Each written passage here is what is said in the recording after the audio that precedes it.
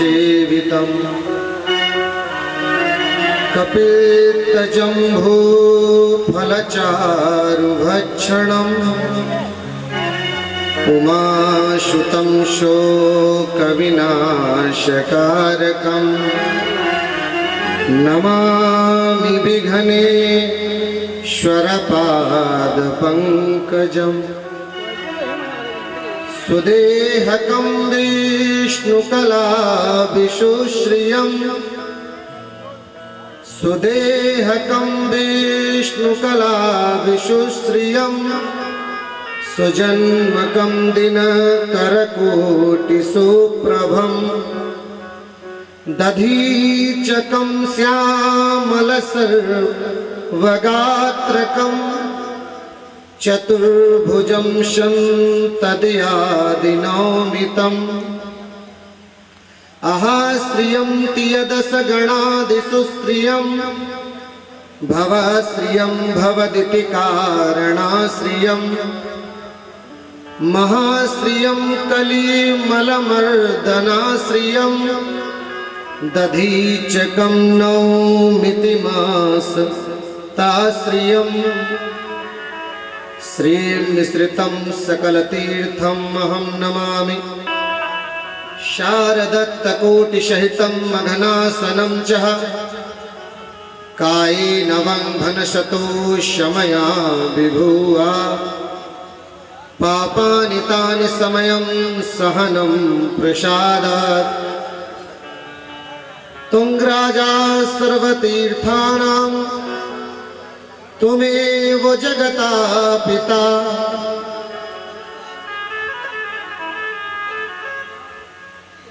अखण्डमण्डलाकारं व्याप्तं येन चराचरं तत्पदं दर्शितं येन तस्मै श्रीगुरवे नमः। विद्याबुद्धिप्रदं देवं महामृत्युञ्जय शिवं दधीचेश्वरनाथ वन्दे भक्तिभावार्थ सिद्धिये। प्रेम से बोलिए दधीच भगवान की, दधिमती मातु की, मिश्रित तीर्थ की जय हो। दधीचेश्वरनाथ महादेव की जय हो। गुरुदेव भगवान की जय हो। सर्वप्रथम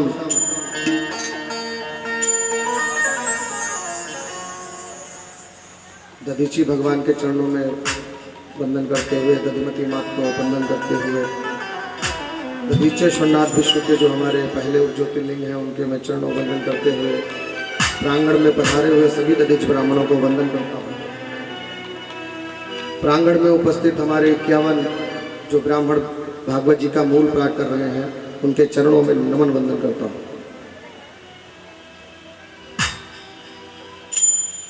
बड़ा अच्छा प्रारब्ध है कि हम सभी दधीची धाम मिश्रित में उपस्थित हैं। समय का अभाव होने के साथ भी सभी का अनुरोध स्वीकार करना पड़ा। दधीच कथा के लिए भारत देश से दूर दूर से पधारे हमारे दधीच बंधु, निवेदन करूंगा कि दधीच बंधु तो हमारे दधीच वंशज ही हैं, उनका इतिहास है, पर ये इतिहास जो ऐसा है महर्षि दधीच का, जिसको कोई श्रवण करता है उसके समस्त पाप नष्ट हो जाते हैं। मिश्रितं च महात्मनं गरिष्ठपापनाशनं यस्त्वत्तापापभ्यो मुच्यते न संशया। इस महर्षि दधीच के और मिश्रित तीर्थ के दधीची कुंड के महात्म को जो कोई श्रवण करता है उसके महापाप नष्ट हो जाते हैं, ऐसा वेद और पुराणों में दिया हुआ है। नारायण स्वरूप हमारे महर्षि दधीच के लिए कथा प्रारंभ करने से पहले सभी से कहेंगे 2 मिनट का संकीर्तन दधीच भगवान के लिए तालियों का करताल का इस्तेमाल करते हुए कीजिए।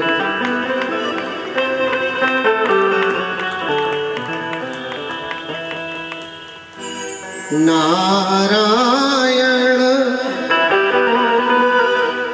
नारायण श्रीमन नारायण नारायण नारायण हो नारायण नारायण श्रीमन नारायण नारायण नारायण श्रीमन नारायण नारायण नारायण नारायण नारायण श्रीमन नारायण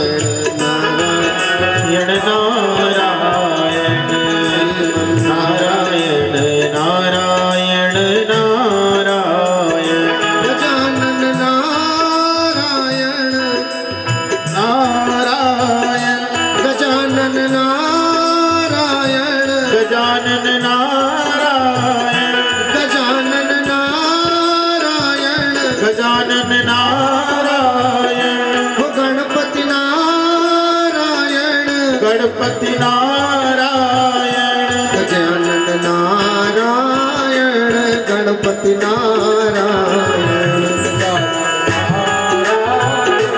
गणपति नारायण श्रीमन नारायण नारायण नारायण हो श्रीमन नारायण नारायण नारायण तदंक नारायण नारायण तदंक नारायण गधंक नारायण अस्तु स्वर नारायण अश्व नारायण अस्तु स्वर नारायण अश्व नारायण दधीची नारायण नारायण नारायण दधीची नारायण नारायण नारायण दधीची नारायण नारायण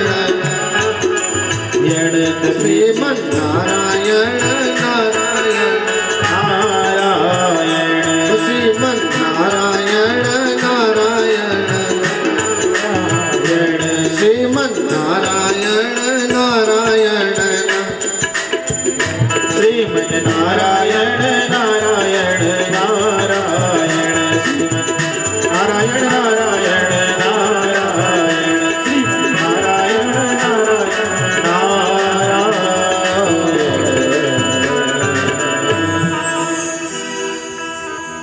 एक समय की बात है, जगत माता पार्वती भगवान शंकर कैलाश पर्वत पर आनंद मुद्रा युक्त वार्ता कर रहे थे कि तभी माता पार्वती की नजर पड़ती है, देखती है क्या कि सभी देवगण इंद्रादि एक समूह झुंड बना करके भगवत मंगल गान करते हुए स्वर्ग का सुख छोड़कर मृत्यु लोक की ओर जा रहे थे। इतना देख करके माता ने पूछा कि हे त्रिपुरारी, क्या कारण है कि देवतागण स्वर्ग का सुख छोड़कर मृत्यु लोक की ओर अग्रसर होकर के जा रहे हैं?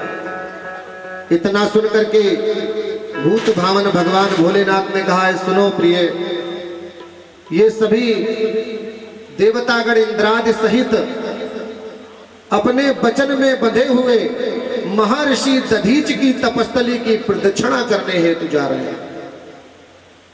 इतना सुन करके माता पार्वती आश्चर्यचकित होकर के पूछी कि हे भगवान, ऐसे दधीच कौन से हुए जिनकी तपस्थली की प्रदक्षिणा करने हेतु देवराज इंद्र सहित समस्त देवता स्वर्ग का सुख छोड़कर मृत्यु लोक को जा रहे हैं। तो भगवान भोलेनाथ ने बड़ा ही मुस्कुराते हुए उनके प्रश्नों का उत्तर दिया है कि हे प्रिय, जो कोई व्यक्ति इस परम पावन पुनीत कथा मेरे शिष्य दधीची की सुनता है, उसके सारे पाप नष्ट हो जाते हैं, उनके पितरों को स्वर्ग में जगह प्रदान होती है, और जब तक वो पृथ्वी पर रहता है उसके ऊपर मेरी कृपा बनी रहती है। पृथ्वी पर रह करके वो सभी प्रकार के सुखों को भोगता है, अंत में उसको नारायण की धाम की प्राप्ति होती है। इतना सुनकर के माता पार्वती ने कहा कि हे भगवान, आप मुझे महर्षि दधीची की कथा का पूरा वृत्तांत सुनाएं। मेरी अभिलाषा है, मेरी जिज्ञासा है, मेरी जिज्ञासा जागृत हो गई है। मैं दधीच कथा को सुनना चाहती हूँ कि कौन हुए दधीच जिनकी तपस्थली की प्रदक्षिणा हेतु देवराज इंद्र सहित समस्त देवताओं को पृथ्वी का सुख, स्वर्ग का सुख छोड़कर पृथ्वी के ऊपर जाना पड़ रहा है। इतना सुनकर के भगवान भोलेनाथ ने कथा कहना प्रारंभ किया है कि सुनो प्रिय, एक समय की बात है कि ब्रह्मा जी ने अपने शरीर से 2 पुत्र उत्पन्न किए, जिनका नाम भृग और अथर्व हुआ। अथर्व कौन? जिन्होंने अथर्व वेद की रचना की, जिन्होंने अथर्व वेद की रचना की। इनको पुत्र नहीं हो रहे थे, इनको पुत्र रत्न की प्राप्ति नहीं हो रही थी।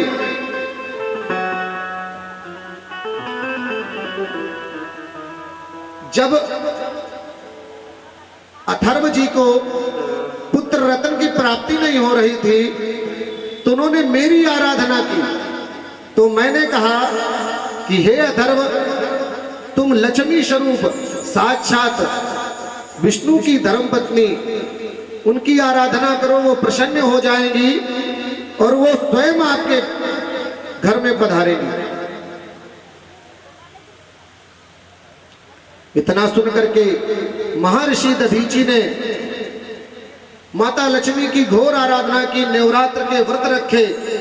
माता प्रसन्न हुई और बोली, परेशान मत हो अथर्व, मैं आपके घर में दधिमती बन करके आऊंगी, पर याद रहे मैं गर्भ से जन्म नहीं लूंगी, मैं गर्भ से जन्म नहीं लूंगी, मैं पृथ्वी से ही जन्म लूंगी।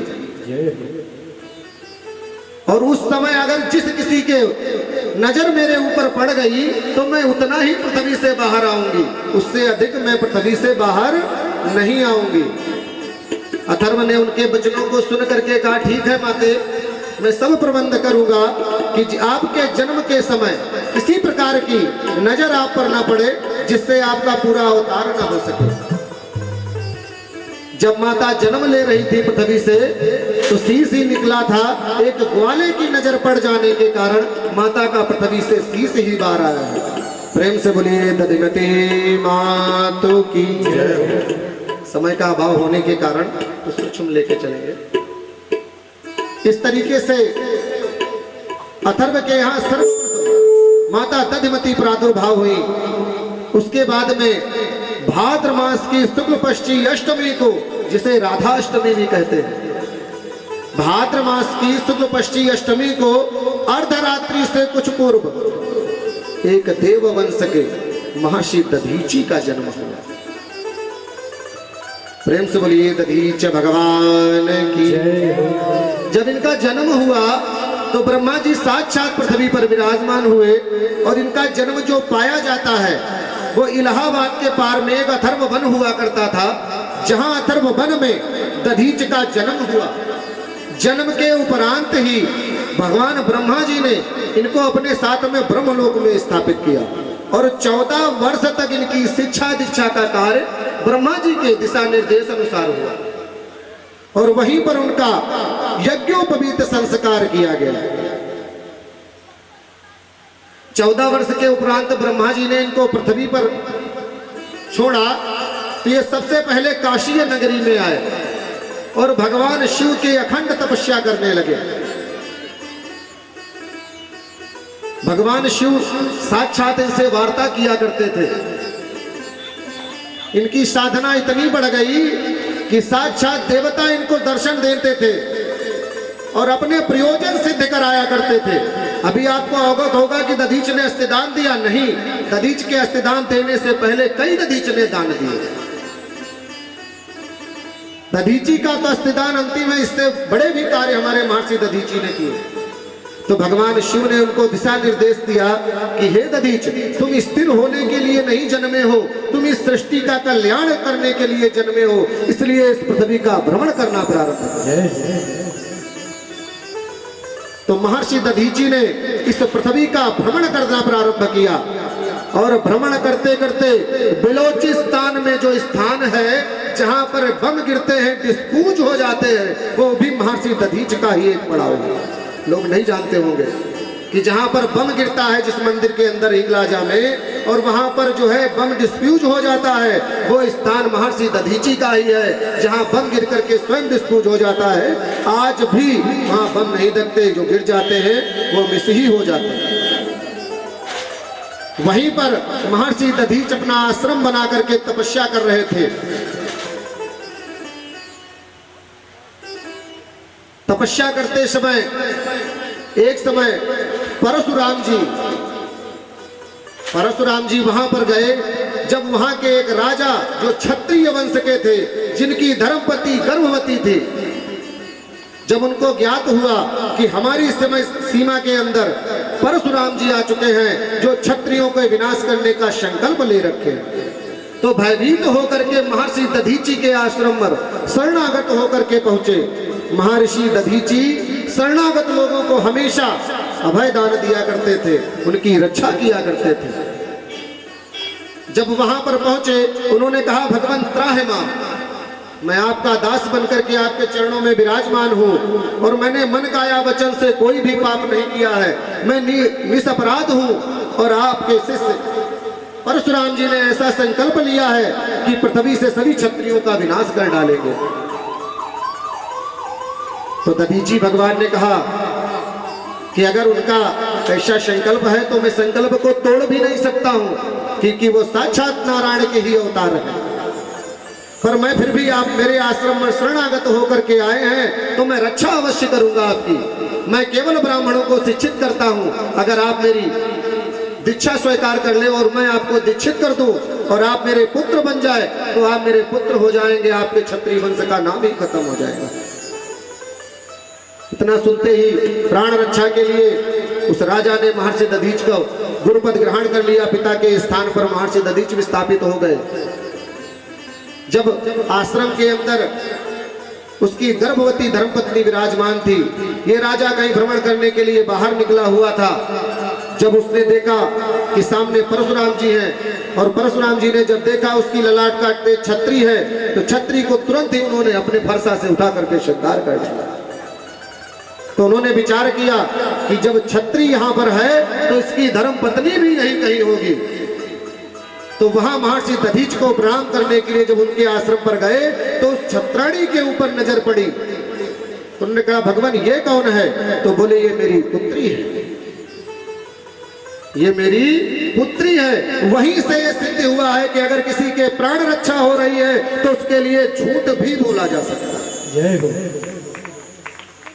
जो आज हम सब कहते हैं ना प्रचलन में कि किसी के अगर प्राण बच रहे हो तो झूठ बोल देना चाहिए, तो वो पहला झूठ महर्षि दधीच के द्वारा बोला गया, प्राण रक्षा हेतु। महर्षि दधीची ने उस पुत्री के प्राण रक्षा हेतु, उसके पेट में पल रहे गर्भ की रक्षा हेतु उन्होंने कहा कि ये मेरी पुत्री है, और पुत्री सुनते ही उन्होंने वहां से वापसी कर ली, और जो गर्भ हुआ वही क्षत्रिय वंश को लेकर के आगे गया।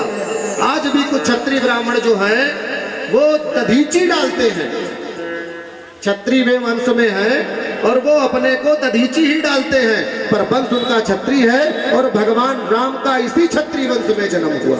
उसकी रक्षा करने वाले महर्षि दधीची, प्रेम से बोलिए दधीच भगवान की जय।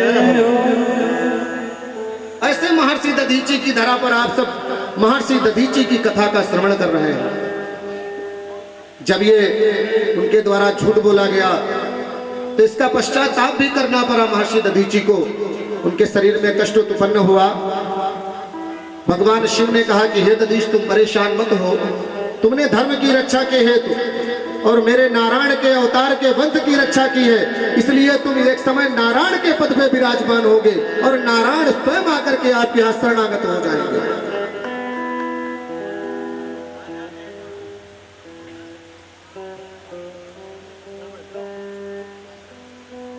इतना सुन करके महर्षि दधीच ने भगवान भोलेनाथ से कहा है कि हे भगवान, अब मुझे बताइए कि इस कष्ट का निवारण कहाँ होगा। तो भगवान भोलेनाथ ने कहा है कि सुनो भक्त, इस कष्ट का निवारण जो है वो नैमिष तपोवनारण्य में होगा। तीर्थ विख्याता तीर्थ वर विख्याता अति पुनीत साधक सिद्धिदाता अति पुनीत दायक सिद्धिदाता। सबसे पहले ये नैमिष तपोवनारण्य हुआ करता था, जहां ऋषि महात्मा तप करने के लिए आया करते थे, और भगवान शिव ने तपस्या करने के लिए भगवान दधीची को इस नैमिष तपोवनारण्य में भेजा। साधक कौन सबसे पहला इस अरण्य में आया? महर्षि दधीची, जिन्होंने यहाँ पर साधना प्राप्त की। सबसे पहले ये नैमिषारण्य नहीं था, नैमिषारण्य महर्षि दधीच के आने के अस्तिदान के बाद हुआ। सबसे पहले यह नैमिष तपोवनारण्य था, जहां पर भगवान शिव के द्वारा महर्षि दधीच को तपस्या करने के लिए भेजा गया।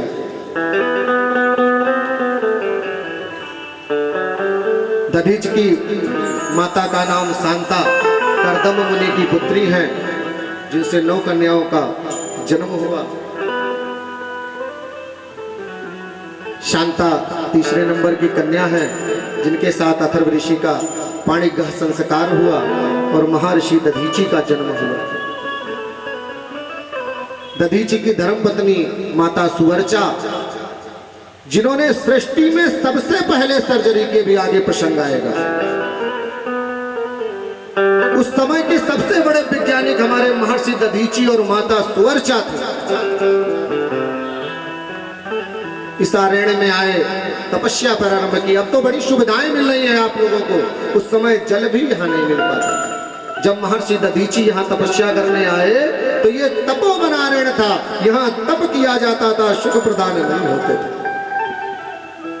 तपस्या करना प्रारंभ हुए। इस क्षेत्र के एक राजा करते थे, जिनका नाम राजा छुआ था। राजा छुआ दधीच के परस्पर मित्रों में बने। बड़े ही त्यागी और बड़े ही अच्छे शब्दों में राजा छुआ का भी वर्णन आता है, जो बड़े ही तपस्वी हुए हैं। तो वार्ता कर रहे थे दोनों लोग बैठ करके कि ब्राह्मण श्रेष्ठ है या क्षत्रिय, जैसा कल व्यास जी ने बताया, ब्राह्मण श्रेष्ठ है या क्षत्रिय।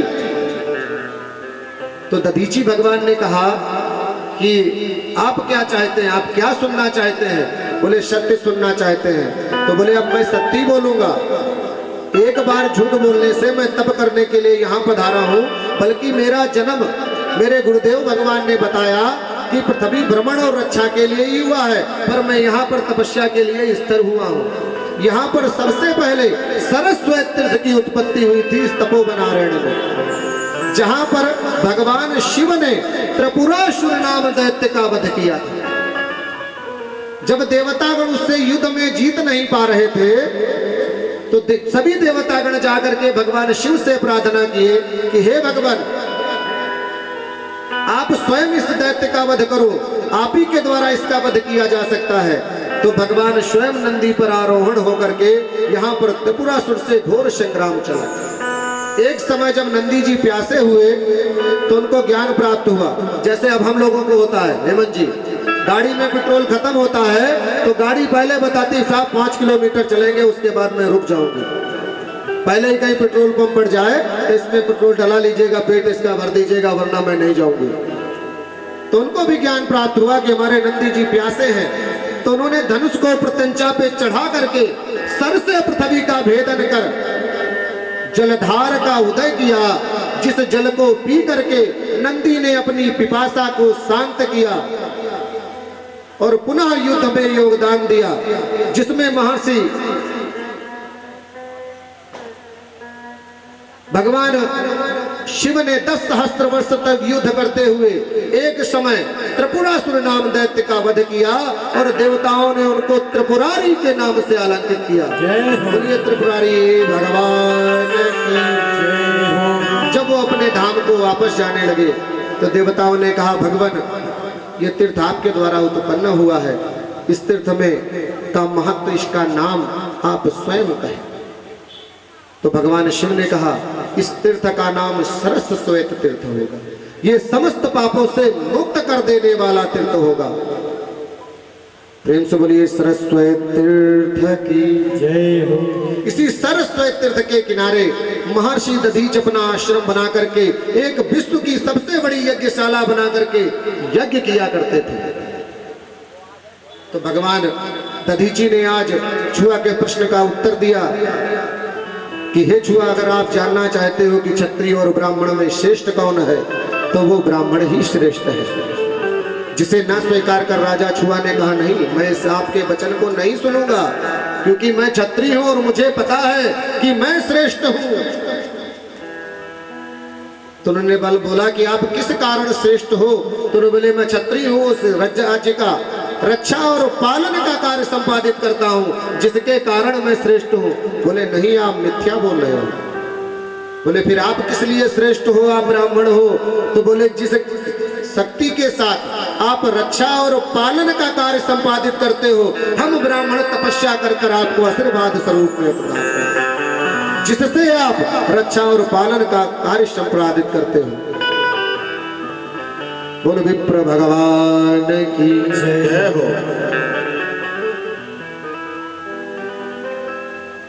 दोनों में कटुता उत्पन्न हुई।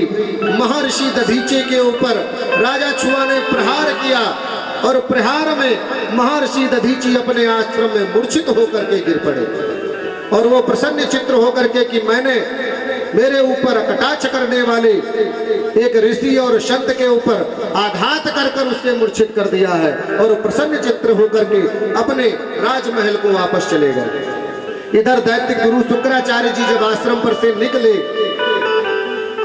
तो उन्होंने मुख से उनसे पूछा कि क्या कारण हुआ जिसके कारण आप मूर्छित पड़े हुए हैं? तो उन्होंने कहा, भगवान, राजा छुआ से मेरा इसी कारण से पूरा संवाद बताया, विवाद हुआ है।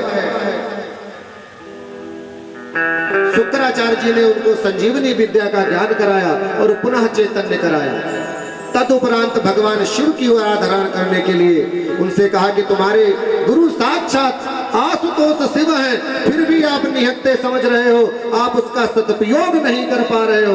उस परम शक्ति की शरण में चले जाओ और उनसे ही अपनी समस्या का वर्णन कर देना, वो सारी समस्या का समाधान कर देंगे। दक्ष की यज्ञ का पहला अगर कोई संत या ऋषि बहिष्कार करने वाला था, जहां पर ब्रह्मा विष्णु समस्त देवता विद्यमान थे, वो महर्षि दधीची थे, जिन्होंने कहा था दक्ष से कि हे दक्ष, तुमने ब्रह्मा और विष्णु सभी को आमंत्रित किया है, पर इस यज्ञ का कल्याण कोई अगर करता है वो साक्षात शिव, और आपने शिव को ना बुला करके इस यज्ञ का अमंगल कर दिया है। अगर आप मेरी बात को स्वीकार करते हो तो इस यज्ञ में भगवान शिव का अंश लगाओ, उन्हें सादर आमंत्रित करो, इस यज्ञ का कल्याण होगा। पर वो अहंकार में, चूरमय में मद, उन्होंने अभद्र शब्द शिव के लिए जब प्रयोग किए तो भगवान दधीची ने उस यज्ञ का बहिष्कार करके और पुनः अपने आश्रम पर प्रधान किया। ऐसे हमारे महर्षि दधीच भगवान शिव के सामने अपना पूरा संवाद बताया तो भगवान शिव ने दधीच की अस्थियों को वज्र की शक्ति प्रदान की। साहब नंबर 1, दधीच की शक्ति कहां से आई अस्थियों में वज्र की? भगवान शिव ने शक्ति प्रदान की कि हे दधीच, तुम्हारे ऊपर किसी प्रकार के वज्रों का प्रभाव नहीं होगा। वो साक्षात नारायण स्वयं आपके ऊपर चक्र का अगर वार कर देते हैं, अपने सुदर्शन चक्र भी छोड़ देते हैं तो वो आपके शरीर का एक बाल भी नहीं नष्ट कर पाएगा। उन्होंने उनको प्रणाम किया। जब राजा छुआ से पुनः उनकी भेंट हुई तो वो उनको प्रणाम किए, बोले अब तो आप मानोगे कि मैं श्रेष्ठ हूँ क्योंकि मैंने आपको मूर्छित कर दिया है। ब्राह्मण बड़ा सरल चित्त स्वभाव के थे। उन्होंने कहा नहीं राजन, न मैंने तब माना था न अब मानूंगा। तो उन्होंने पुनः प्रहार किया, जो निष्फल गया तो उन्होंने विचार किया कि क्या कारण हुआ जिसके कारण कल जिसको मैंने एक ही प्रहार में मूर्छित कर दिया था, आज वही संत मैं कितने भी प्रहार कर रहा हूं और मेरे निष्फल जा रहे हैं। प्रतिशोध की भावना से वशीभूत होकर के महर्षि दधीच के सम्मुख से भागे।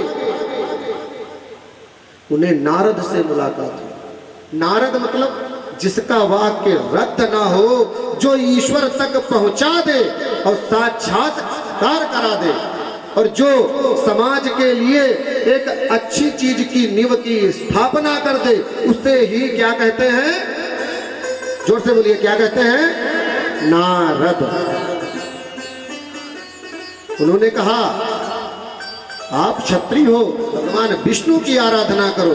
इन्होंने शिव की है, आप विष्णु की करो, क्योंकि उन्हें मालूम था कि दधीच की कृपा से ही विष्णु रूप में साक्षात भगवान राम पधारेंगे, वरना नारायण का जन्म नहीं होगा असुरों का संहार करने के लिए। राजा छुआ ने भगवान विष्णु की आराधना की, वो प्रकट हुए और उन्होंने वरदान मांगा कि आप मुझे एक वरदान का वचन दीजिए। वचन दिए भगवान, तो उन्होंने वचन में यही मांगा कि आप स्वयं दधीच से युद्ध करें। भगवान विष्णु ने कहा कि हे राजन, ब्राह्मण शक्तिशाली है, पृथ्वी पर देवता रूप में है वो भी दधीची। आप अपने मैं को और गुस्से को त्याग दें, प्रतिशोध की भावना त्याग दें और जाकर के शरणागत हो जाइए, वो आपको क्षमा कर देंगे। तब उन्होंने बोला नहीं भगवान, आपने वचन दिया है, वरना आपका वचन मिथ्या हो जाएगा। तो भगवान विष्णु वचन में बधे हुए कपट रूप धारण कर देवसेना सहित दधीच आश्रम पर पधारे और दधीच भगवान के साथ युद्ध किया और युद्ध में पराजित हुए। शिव की शक्ति के आगे उनके शिष्य दधीच ने भगवान विष्णु को पराजित किया। एक समय जब वज्रों का प्रभाव उनके शरीर पर नहीं पड़ रहा था तो प्रणाम करके छुआ ने कहा कि हे भगवान, मुझे ज्ञान प्राप्त हो गया है कि पृथ्वी पर अगर कोई देवता है तो वो ब्राह्मण है, अगर कोई शक्तिशाली है तो वो ब्राह्मण है। मैं अपने अहंकार को त्याग करके मैं ब्राह्मण की शक्ति को प्रणाम करता हूँ और अपनी पराजय स्वीकार करता हूँ। इस प्रकार राजा छुआ ने जब अपनी पराजय स्वीकार की तो विष्णु भगवान ने कहा ठीक है छुआ, मैं युद्ध आपकी तरफ से करने आया था, जब आपने पराजय स्वीकार कर ली तो मेरी पराजय पहले हो गई और दधीच मैं अपनी पराजय स्वीकार करता हूँ और मैं आपको वरदान देता हूँ कि आप कलयुग में 28वें विष्णु रूप में पूजे जाएंगे। साफ विष्णु पुराण में दिया है, सुदेहकम विष्णु कला विशोश्रियम सुजन्मकं दिनकरकोटि सुप्रभं दधीचकं श्यामल सर्वगात्रकं चतुर्भुजं शं तदयादिनौमितम्। दधीच का जो स्वरूप है वो साक्षात नारायण स्वरूप है। बोलिए दधीच नारायण भगवान की जय हो। उनको वरदान प्रदान कर साक्षात नारायण अपने वैकुंठ को प्रस्थान किए। इधर मधु विद्या का गुप्त ज्ञान इंद्र ने कराया। जब इनको देखा कि भगवान दधीची ने विष्णु पर विजय प्राप्त कर ली है, तो उन्होंने गुप्त ज्ञान कराया। और उसके पश्चात जब अश्विनी कुमारों ने उस मध्य विद्या का ज्ञान मांगा गया, तो उन्होंने उस गुप्त ज्ञान को देने से पहले कहा कि मेरा शीश इंद्र काट लेंगे। तो उन्होंने घोड़े का शीश लगा करके मध्य विद्या का ज्ञान प्राप्त किया। और पुनः जब इंद्र ने उस घोड़े का शीश काट दिया, तो उनके शीश पर पुनः दधीच का जीवित स्तर लगाया गया। इस तरीके से दधीच का नाम अश्वस्वरा विद्युत हुआ। बोले अश्वस्वराधारी दधीच भगवान की जय हो। एक समय राजा चित्रकेतु माता पार्वती के श्राप से वृत्तासुर नाम का दैत्य हुआ है। थोड़ा सूक्ष्म में लेकर के चलेंगे, भागवत का भी समय बहुत बड़ा वृत्तांत है। एक समय विश्वस्वरूप जी द्वितीय गुरु हुए इंद्र के। जब गुरु बृहस्पति जी उनसे असंतुष्ट होकर के चले गए, तब दैत्यों ने उन पर आक्रमण कर दिया। दैत्य गुरु शुक्राचार्य जी के कहने अनुसार, जिसमें इंद्र पराजित हुए, ब्रह्मा जी के कहने पर उन्होंने 3 मुखधारी, जिससे एक मुख से मदिरा, एक मुख से वायु, एक मुख से वेद मंत्र उच्चारण करने वाले विश्वस्वरूप जी को अपना द्वितीय गुरु बनाया। एक समय विश्वस्वरूप जी यज्ञ में आहुतियां दे रहे थे। आहुति के समय दैत्य माता दिति आकर के कहती है कि हे पुत्र, मैं अब तुम्हारे माँ के समान मौसी हूँ, तुम्हारे कुछ निर्बल बंधुओं के लिए याचना करने आई। तो उन्होंने कहा ठीक है। यज्ञ करते समय जो यज्ञ कुंड के बाहर साकल्य गिर जाती है, यज्ञ उपरांत में देने की स्वीकृति प्रदान करता हूँ। जब ये समाचार इंद्र को प्राप्त हुआ, तो इंद्र ने विश्वस्वरूप जी का वध कर डाला। जब पुत्र वध का समाचार तुष्टा ऋषि उनके पिताजी के आश्रम में पहुंचा, तो यज्ञ में मंत्र उच्चारण गलत हो जाने के कारण अग्निकुंड से एक विकराल वृत्तासुर दैत्य की उत्पत्ति हुई। वो समस्त देवताओं के ऊपर आक्रमण कर दिया। देवतागण युद्ध में जीत नहीं पा रहे थे। सभी देवतागण ब्रह्मा जी की शरण में जाकर के बोले, भगवान त्राहिमाम, इस दैत्य की मृत्यु का उपाय बताइए। तो ब्रह्मा जी ने कहा, इसकी दैत्य की मृत्यु का उपाय महर्षि दधीची की अस्थियों में है। अगर आप जाकर के महर्षि दधीच की अस्थियों का दान लें, तभी ये वृत्तासुर दैत्य मारा जा सकता है। इतना सुनकर के सभी देवतागण आकर के महर्षि दधीच की अस्थियों का दान मांगा। उन्होंने दान की स्वीकृति प्रदान की और उसके साथ कहा, दान तो अवश्य दूंगा राजन, पर मैंने अपने इस काया, इस शरीर से त्रिलोक के समस्त तीर्थों का स्नान और समस्त देवताओं का दर्शन और परिक्रमा करने का संकल्प लिया है। तब देवताओं ने विचार किया कि अगर ये 3 लोकों की यात्रा पर गए तो बहुत समय लगेगा, ये दैत्य हम सभी का विनाश कर डालेगा। तब इंद्र ने समस्त देवताओं से कहा, समुद्रे आदि तीर्थे को स्वर्ग पाताल में वचः। देवतागण जाकर के आकाश पाताल मृतलोक से समस्त तीर्थों को ला करके, जहां पर महर्षि जो 84 कोष में महर्षि दधीची का तप लगता था, जिसके कारण दैत्य इस 84 कोष में एंट्री नहीं करते थे, प्रवेश नहीं होता था, कमंडल युक्त जल लेकर के बैठ गए। महर्षि दधीची ने इनका परिक्रमा करना प्रारंभ किया। 10 रात्रि जहां पर विश्राम किया, वो आज के समय में पड़ाव के नाम से घोषित हुआ। करौना, हरैया, नगवा, कोथावा, साकिन, गोपालपुर होते हुए एकादशी में पुनः अपने आश्रम पर आए। और यहाँ के जो उनके अनुयायी थे, जो उनके भगत जगत थे, करबद्ध करके निवेदन किया कि हे भगवान, हम विकलांग हैं, हम बीमारी से ग्रसित हैं, इस 84 कोष में नहीं जा सकते, कुछ मेरे लिए भी करें। तो भगवान दधीच ने सब पर दया करते हुए पंचकोशीय नगर के 5 प्रदक्षिणा किए, जो आज आप सब करके आए। जो 84 नहीं जा सकते, वो पंचकोशीय परिक्रमा करने से उनको 84 का पूर्ण लाभ मिलता है। इस तरीके से महर्षि दधीची ने 4 रात्रि को जगते हुए भगवत भजन मंगलवान करते हुए गौ दान किया, विप्रों को सैया दान किया, संतों के भंडारे किए और पुनः पूर्णिमा में एकाग्र चित्र होकर के अपने शरीर का इंद्र को दान दे दिया। सभी देवता गण आते गए, महर्षि दधीच को कमंडल युक्त जल देते थे। तो सभी से ने अनुरोध किया कि भगवान, इन तीर्थों को हम बड़े परिश्रम से लाए हैं, अगर पृथ्वी पर इनका जल गिरा और ये बहकर के नष्ट हो जाएंगे तो बड़ा कष्ट होगा हम लोगों को। तो भगवान दधीच ने पुनः एक बार दया की और अपनी सबसे बड़ी यज्ञशाला में बैठ करके उन समस्त तीर्थों से स्नान किया। महर्षि दधीची उस तीर्थ को लेकर के हाथों में प्रणाम करते और उससे उसका नाम पूछते। तीर्थ अपना नाम उच्चारण करता और उसे प्रणाम कर महर्षि दधीच तीर्थ से स्नान कर लेते। इस तरीके से महर्षि दधीची ने आकाश, पाताल और मृतलोक के 3.5 कोटि तीर्थों का स्नान किया। वो समस्त जल जब एक में मिश्रित हुए, मिश्रितम चा सकल तीर्थम अहम नमामि शारदत्त कोटि सहितम मगनासनम च कायेन वन्धनशतो शमया विभुवा पापानि तानि शमयं शहनम प्रसादात्। वो समस्त जल जब एकल में मिश्रित हुए तो मिश्रित तीर्थ की उत्पत्ति हुई, जिसको दधीची कुंड के नाम दिया गया। प्रेम से बोलिए मिश्रित तीर्थ दधीच कुंड की जय।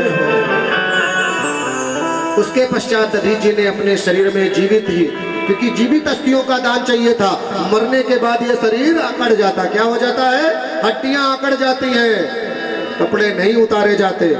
तो उन्होंने जीवित ही अपने शरीर का दान दिया। गौओं ने शरीर को चाटा, अस्थियां मिली। अस्थियों से विश्वकर्मा उष्णा ने वज्रों के निर्माण किए, जिनके नाम गांडीव, पिनाक, सारंग और वज्र हुआ। गांडीव अग्नि देवता को मिला, द्वापर में अर्जुन के काम आया, महाभारत की विजय हुई, वो भी दधीच की अस्थियों का था।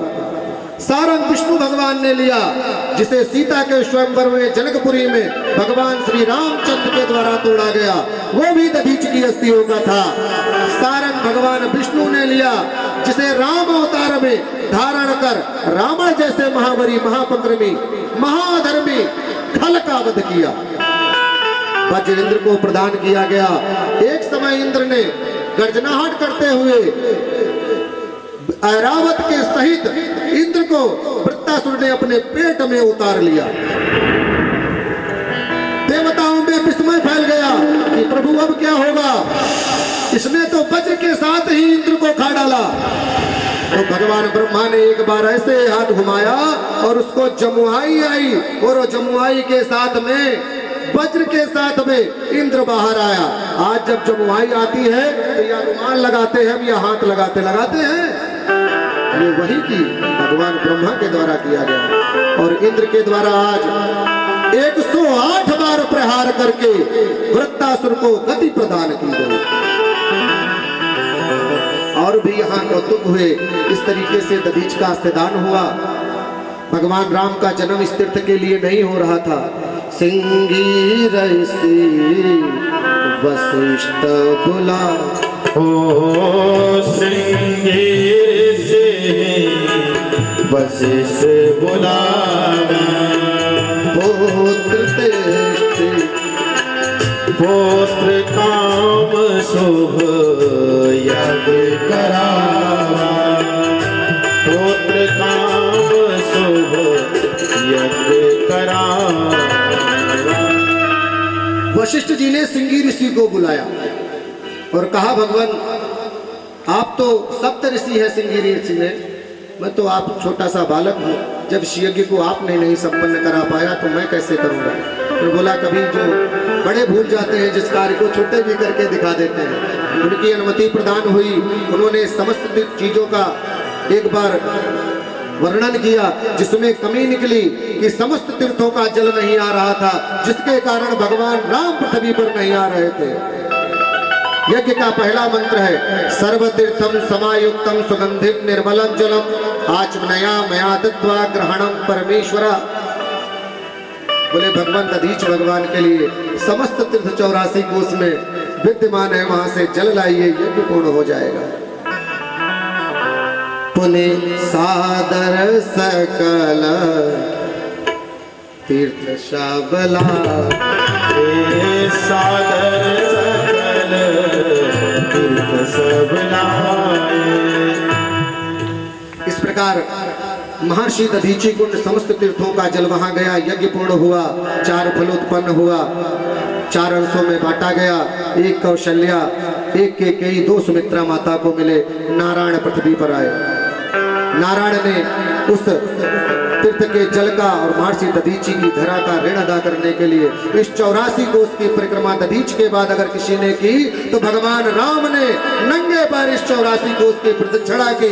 5 दिवस विस्तृत तीर्थ दधीची कुंड में प्रवेश निवास करते हुए पूर्णिमा में स्नान कर अपने अयोध्या धाम को पुनः वापस गए, जिसके द्वारा ये 84 कोस आज भी रामादल के नाम से सुशोभित होता है। बोलिए रामादल भगवान की जय हो।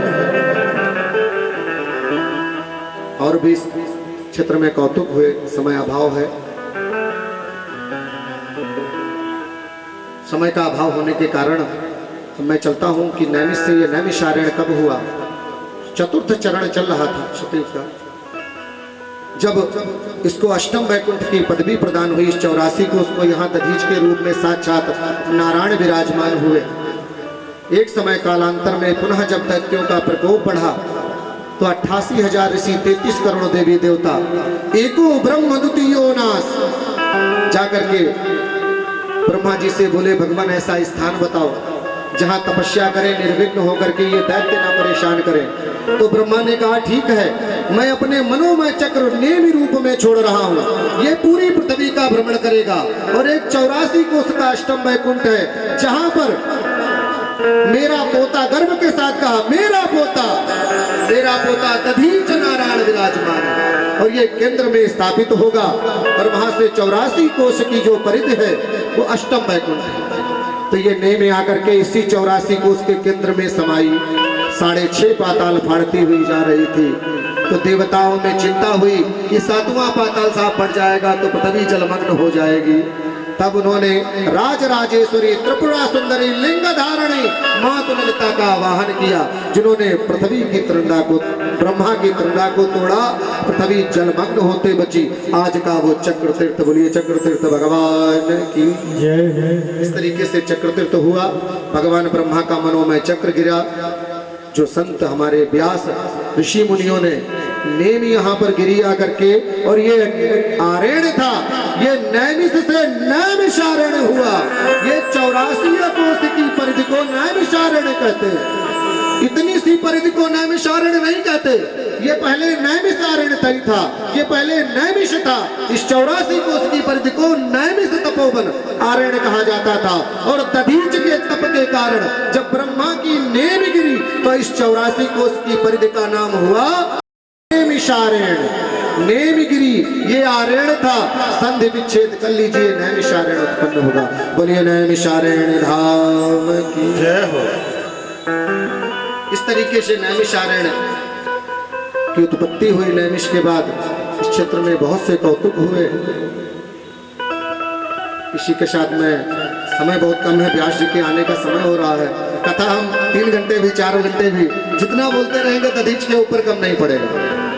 मैं बैठ करके 15 दिन कंटिन्यू दधीच पे बोल सकता हूं। जितनी पुराणों में पाइए आपको दधीच का वर्णन मिलेगा। अगर आज सृष्टि में दधीच नहीं होते तो सृष्टि केवल असुरों से भरी रहती, देवता नहीं होते, हम पेड़ में लटका कर जाते और दैत्य कोड़ों की बरसात कर रहे होते। सुवर्चा माता ने पत्थर से अपने गर्भ को निकालकर बाहर पीपल की गो में रखा। पीपल के दूध को, फल को खा करके बड़े हुए, उनका नाम पिपलाद हुआ।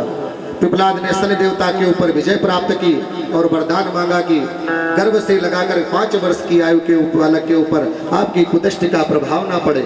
जहां मेरा नाम ले लिया जाए वहां से आपकी कुदृष्टि शांत हो जाए। आज आपको पता है पीपल के नीचे जो सरसों के तेल का दीपक जलाते हैं वो पिपलाद ऋषि के लिए ही जलाते हैं, जिससे शनि देवता की कुदृष्टि शांत हो जाती है। तो पिपलाद ऋषि ने ही रेवाखंड से सूत जी को सत्यनारायण व्रत की रचना सुनाई। उस समय ये नैमिषारण्य था। तो उन्होंने कहा है एकदा नैमिषारण्ये ऋषया शौनकादयः फलच्छोमनियं श्रोतम पौराणिकम खलु। आप ऐसे दधीची धाम में विराजमान है। गर्व महसूस कीजिए, जन्म जन्मांतर के पूर्ण उदय होते हैं तब दधीच नगरी मिलती है, वरना लोग यहीं से घूम करके चले जाते हैं। उनको ना दधीच भगवान का दर्शन होता है ना दधीची कुंड का। यहाँ पग रखने से आपकी 21 पीढ़ियां गतिमान हो जाती हैं। 7 पितृ पक्ष की, 7 मातृ पक्ष की और 7 ससुराल पक्ष की चरण मात्र स्मृति कर गया। ये ना भी गया है साहब, ये ना भी गया है साहब। इसी के साथ एक संकीर्तन करते हुए वाणी को विराम दूंगा। देखना इंद्रियों के न घोड़े भगे, इनमें संयमता के यूं कोड़े लगे। अपने रथ को सुमार्ग लगाते चलो, कृष्ण गोविंद गोपाल गाते चलो।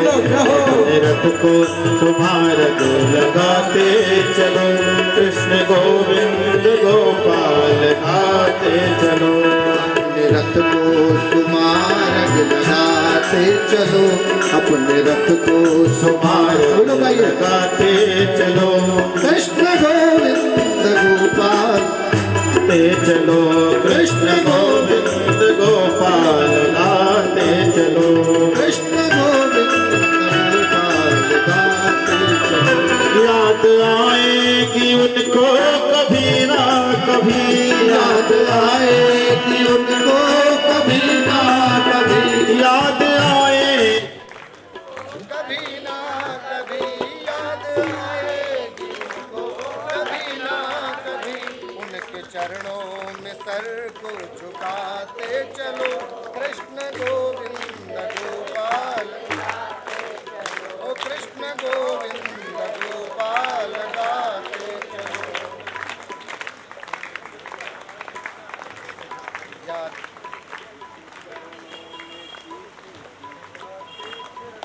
कृष्ण गोविंद गोपाल गाते चलो, कृष्ण गोविंद गोपाल, कृष्ण गोविंद गोपाल गाते चलो, कृष्ण गोविंद गोपाल गाते चलो।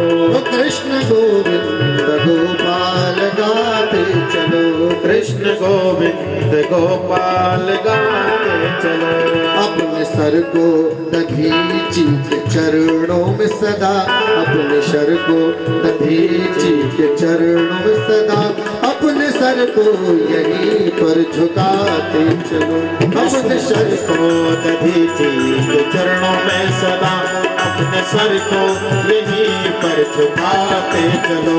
कृष्ण गोविंद गोपाल गाते चलो, कृष्ण गोविंद गोपाल गाते चलो।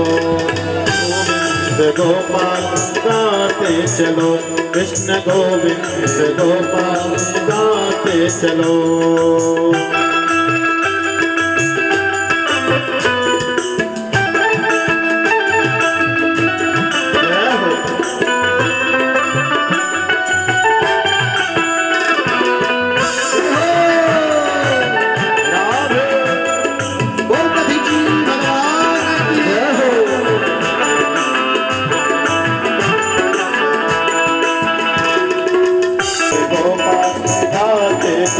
कृष्ण गोविंद गोपाल गाते चलो।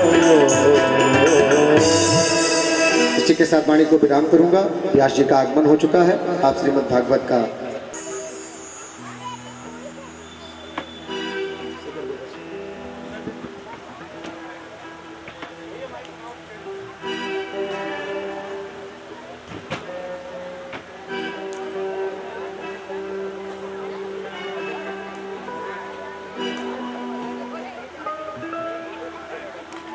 हे हरि चरण कमल में वंदन।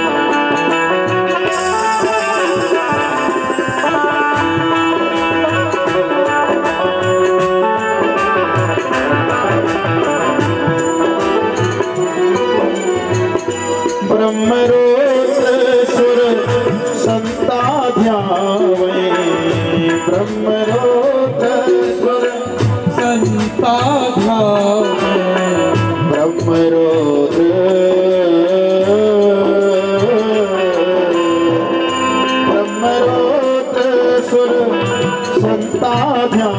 वै ब्रह्म रूप से घटिका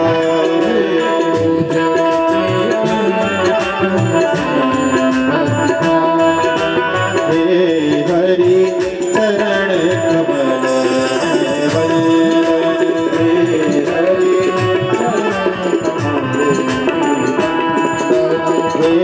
हरि चरण कमल हरि चरण कमल में वंदन की है आरती पापों को पाप से है यह अमर ग्रंथ यह मुक्ति पंथ ये पंचम वेद निराला नव ज्योति जगाने वाला अमर ग्रंथ ये मुक्ति पंथ पंचम वेद निराला नव ज्योति जगाने वाला हरि नाम यही हरि धाम यही हरि नाम यही हरि धाम यही जग के मंगल की आरती पापियों को पाप से है तारती भागवत भगवान की है आरती पापियों को पाप से है तारती ये शांत गीत पावन पुनीत पापों को मिटाने वाला हरि दर्श कराने वाला ये शांति गीत पावन पुनीत पापों को मिटाने वाला हरि दर्श कराने वाला ये सुख करनी ये दुख हरनी ये सुख करनी ये दुख हरनी श्री मधुसूदन की आरती पाप से हटारती श्री भागवत भगवान की है आरती पापों को पाप से है आइए सब लोग मिलकर हरि सेवा करते हैं सभी भक्त हरिलाल की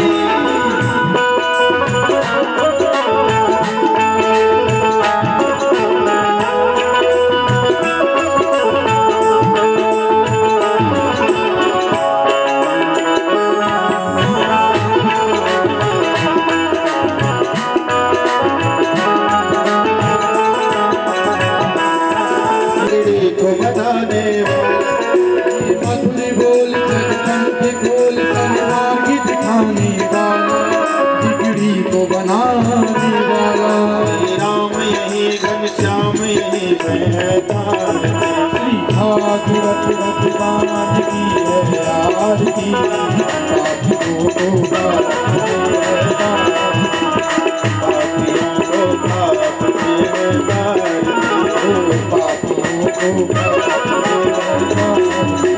कर्पूर गौरम करुणावतारम संसारसारम दुर्गेन्द्रहां सदा